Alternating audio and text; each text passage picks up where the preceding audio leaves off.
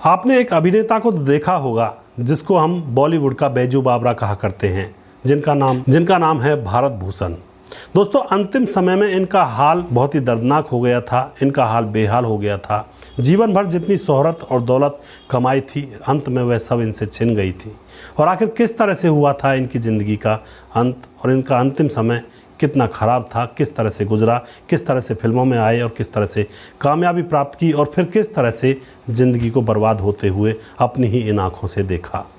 दोस्तों, आज हम यहाँ पे बात करेंगे भारत भूषण, जो कि 50 के दशक में आपको पता होगा दिलीप कुमार, देवानंद, राज कपूर का राज हुआ करता था। लेकिन भारत भूषण अकेले ही इन तीनों पर भारी पड़ जाया करते थे। उनकी एक्टिंग, उनकी अदाकारी इन तीनों के ऊपर भारी पड़ जाया करती थी।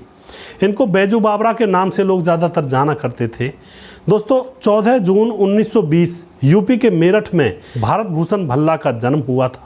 इनके पिता बड़े वकील थे और जमींदार परिवार से संबंध रखा करते थे, यानी कि इनका परिवार जमींदारी खानदान से था। पिता इनको भी बड़ा वकील बनाना चाहते थे, लेकिन यहाँ पर भारत भूषण तो फिल्मों से दिल लगाए बैठे थे। वो तो फिल्मों में एक्टर बनना चाहते थे, यहाँ पर वकील बनने से उनको कोई मतलब नहीं था। अब क्या होता है, उनके पिता उनको पढ़ाने के लिए अलीगढ़ भेज देते हैं, जिससे कि वे पढ़ लिख कर वकील बने। लेकिन भारत भूषण का मन वकील बनने में नहीं था, वह फिल्मों के एक्टर बनना चाहते थे। दोस्तों, यहाँ पर भारत भूषण के दिल में बॉलीवुड बसा हुआ था। ग्रेजुएशन करने के बाद वह सीधा कलकत्ता पहुँच जाते हैं। उन दिनों अंग्रेज़ों का ज़माना था, कलकत्ता एक सेंटर पॉइंट हुआ करता था। जब किसी को फिल्मों में जाना होता था तो जैसे आज मुंबई में जाते हैं, उस समय कलकत्ता में जाया करते थे। मुंबई का ज़्यादा नाम नहीं था। दोस्तों, उन दिनों अभिनेता बनने के लिए मुंबई में नहीं जाते थे लोग, कलकत्ता जाते थे। यहाँ पर थोड़े संघर्ष के बाद उनको साल 1941 में पहली फिल्म मिली और उस पहली फिल्म का नाम था चित्रलेखा। चित्रलेखा में इन्होंने रोल किया। उसके बाद इनको कोई फिल्म नहीं मिली। 10 साल तक ये बिल्कुल गायब हो गए और 10 साल तक कोई कामयाबी नहीं मिली तो ये उदास और हताश होने लगे थे। लेकिन 1952 में इनकी एक फिल्म आई जिसका नाम था बैजू बावरा। उसने भारत को रातों रात सुपरस्टार बना दिया था। दोस्तों, इसमें इन्होंने टाइटल रोल किया था जो कि बहुत ही ज़्यादा सुप्रसिद्ध हुआ था। मोहम्मद रफ़ी की आवाज़ और भारत की एक्टिंग ने लोगों पर ऐसा जादू किया था कि रातों रात फिल्म सुपरहिट हो गई थी। फिर इन्होंने आनंद मठ फिल्म की और वो भी पूरी तरह से हिट रही। दोस्तों, 1954 में श्री चैतन्य महाप्रभु नाम की फिल्म इन्होंने की, वो भी सुपरहिट रहती है और यह फिल्म तो फिल्म फेयर अवार्ड भी इनको जितवा देती है। 1956 में बसंत बहार आई इनकी एक फिल्म।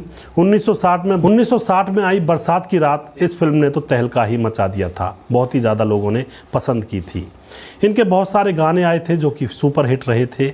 और दोस्तों, अब यह अभिनेता सबसे अमीर अभिनेता की श्रेणी में आ गया था। उस समय के जितने भी अभिनेता थे उनमें सबसे अमीर इनको ही कहा जाने लगा था। इनके मुंबई में 3 बंगले हो गए थे और इनके पास बहुत सारी गाड़ियाँ थी जिनमें ये बैठकर चला करते थे, जो कि लग्जरी गाड़ियाँ थी उस ज़माने में।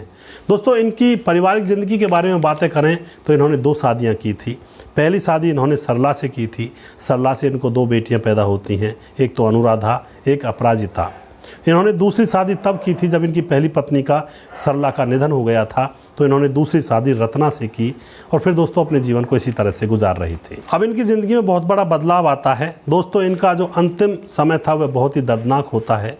जब यह कामयाबी के शिखर पर थे तो इनके भाई इनको नसीहत देते हैं कि तू फिल्में क्यों नहीं बनाने लगता है, फिल्मों में पैसा लगा, फिल्में बना, इनसे बहुत सारा पैसा और कमाएगा तू।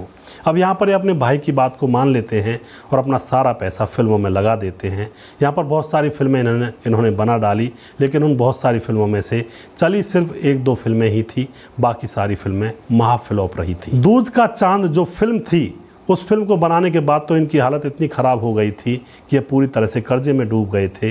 एक एक कर 3 बंगले और गाड़ियाँ इनकी लगातार बिकती जा रही थी और अब ये बिल्कुल सारी चीज़ें बिक गई थी और यह रोड पर आ गए थे। यहाँ पर दोस्तों, अब यह अपना गुजारा चलाने के लिए फिल्मों के अंदर जूनियर आर्टिस्ट का काम करने लगे थे, उससे अपना गुजार बसर किया करते थे। एक बार अमिताभ बच्चन ने इनको बस स्टॉप पर देखा था। वहाँ पर ये आम इंसानों की भांति लाइन में लगकर बस में धक्का मुक्की देकर चढ़ रहे थे। वहाँ पर अमिताभ जी इनको देखते हैं।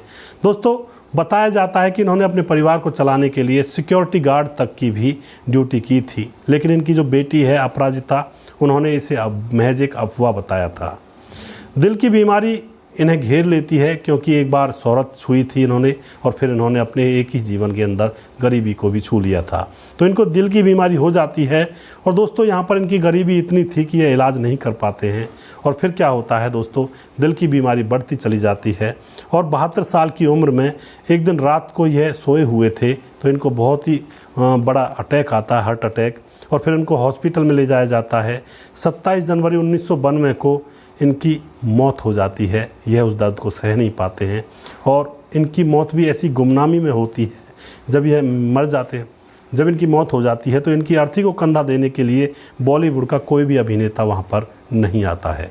यानी कि जीवन भर बॉलीवुड का चक्कर लगाते रहे, शोहरत हासिल की, फिर कामयाबी हासिल करने के बाद इन्होंने कमज़ोर वक्त देखा और कमज़ोर वक्त भी ऐसा देखा जब इनकी मौत हुई तो कोई भी इनका सगा संबंधी, कोई भी फिल्म एक्टर जो इनके दोस्त थे, कोई भी इनकी अर्थी में कंधा देने के लिए तक नहीं आया था। तो दोस्तों जीवन यही है, इसी का नाम जीवन है। अगर मोहना है तो ऊपर वाले को मोहिए, अगर याद करना है तो उसको याद करिए, जीवन में साथी बनाना है तो ऊपर वाले को साथी बनाइए, क्योंकि वह कभी भी साथ छोड़कर नहीं जाता है। दुनिया में साथी बनाओगे ये तो एक ना एक दिन साथ छोड़ ही देंगे। जब तक आपके पास अमीरी है तब तक आपके साथ हैं, जिस दिन आप गरीबी की ठोकरों में चले जाएंगे यह भी आपको ठोकर मार देंगे। तो ज़िंदगी बस छोटी सी है, इसको समझने के लिए छोटा सा एक फॉर्मूला चाहिए कि ज़िंदगी के अंदर अगर आपके पास पैसा है तो सब लोग अपने हैं, पैसा नहीं है तो कोई भी अपना नहीं है। तो यहाँ पर अपना सिर्फ ऊपर वाले का नाम है, उसको लेते रहिए, अच्छा काम करते रहिए।